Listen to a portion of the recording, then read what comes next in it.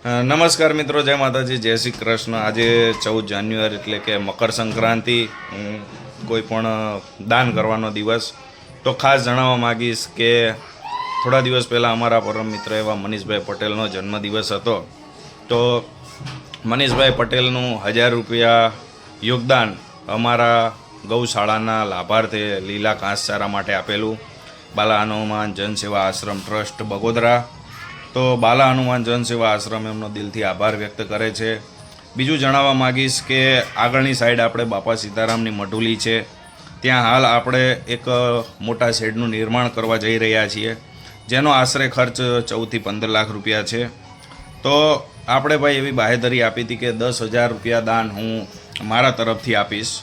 તો એમાં ભાઈ અમારા પરમ મિત્ર, અમે 5 પરમ મિત્રોને કોલ કર્યો, જેમ કે ભાઈ અમારા રાહુલભાઈ પગી, મુકેશભાઈ પ્રજાપતિ, મનોજભાઈ ભરવાડ, સંદીપભાઈ ડોડિયા તથા મારું એટલે કે દિનેશ બારૈયા, તદુપરાંત અમારા રઘુભાઈ તાવ્યાના સહયોગથી 1400 રૂપિયા એમ કરીને હાલ 6,400 જેવું દાન થયેલું છે, 6 કે 7,400 જેવું। અને આપણે 10,000 રૂપિયાનું યોગ્ય દાન આપવાનું છે જે સેવાના લાભાર્થે।